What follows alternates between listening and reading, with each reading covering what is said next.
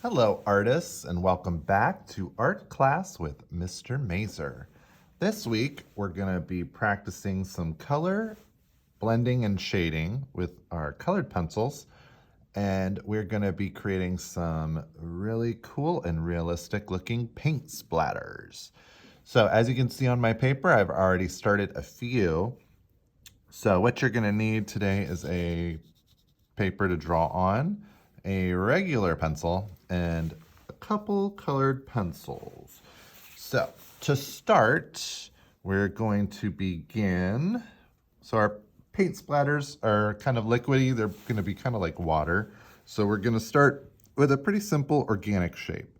So I'm going to use my pencil here, and I'm going to draw a little blob of paint. And if you remember our organic shapes, they're generally from nature, so they're going to have, look very natural, going to have very uneven edges, and that's what we're going to start with. Now, for the shading part, you're going to need your colored pencils. You're going to choose two colors that are in the same color family. So when we say color family, remember we're meaning colors that are next to each other on the color wheel.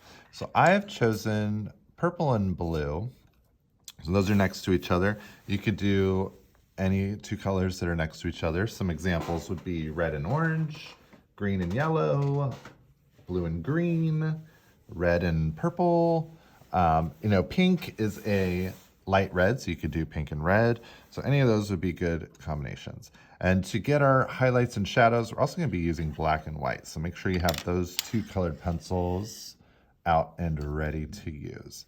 So first thing we're going to do, looking at your two colors you chose, you're going to want to choose the most dominant, the more darker color to start with. So for my color family, that's going to be the violet or purple. So I'm going to use that. So our first step is going to be going over that pencil line with our colored pencil in the dominant color. So I'm tracing with my violet. Now, once I've done that, I am going to start to shade in my shape. Now, with colored pencils, it's always best to start very gradual. So starting soft and building the color up from there. So you don't want to push super hard right out the gate. You want to start very gentle and blend that color. Another good tip for working with colored pencils is you do want to make sure you're coloring in circular motions. That really helps blend out your color and make everything look real smooth. And if you're trying to make things look three-dimensional and you're trying to show those highlights and shadows, that real gradual blending is going to help a lot. So color very gradually, very soft. Now, the next thing I'm going to do is find a couple spots for highlights. So wherever my little blobs kind of come out, I'm just going to do another couple organic shapes in there just to guide where my highlights are going to be. So I've added those in there. Now I'm going to choose my second color. I'm going to start in on top of my violet with the blue and coloring real gentle. And I'm going to bring that blue in and fill in the rest of the space with that. Now I'm also going to just very gently with my pencil go over those highlighted shapes that I just drew out. But I am going to barely touch the pencil to the paper. So you're barely going to even see any color transfer onto the paper in those spots. They should look pretty much still white. Just a tiny hint of blue in there. And I'm going to try and get a nice gentle fade from my violet to blue. I could even go back in, if you see any spots where it's not looking too gradual, and very gently with the violet, play around and get that to go back in. Now my next step, I'm going to take my white, I'm going to tackle those highlights. So I find those highlights with my white. Now this isn't really going to make it white. It's more or less going to blend out the color that's in that section and give you a nice kind of milky light color. But that's perfect because if this was a purple blue blob of paint, you wouldn't see actual white in the highlight part. It would be a white version of that color. So I'm gonna use that to smooth it out. Now, the final step when we go in and making our shadow, we're using the black. So we're gonna outline again, only this time, you're not gonna outline the whole way around the shape because that's gonna flatten it and it's not gonna make it look three-dimensional. We don't want it flat.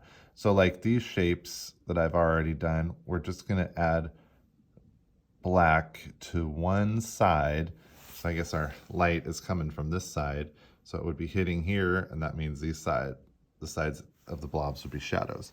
So I'm really gently gonna go over with the black on those edges. Real soft. And then I'm gonna go again, very lightly, a little bit into that violet.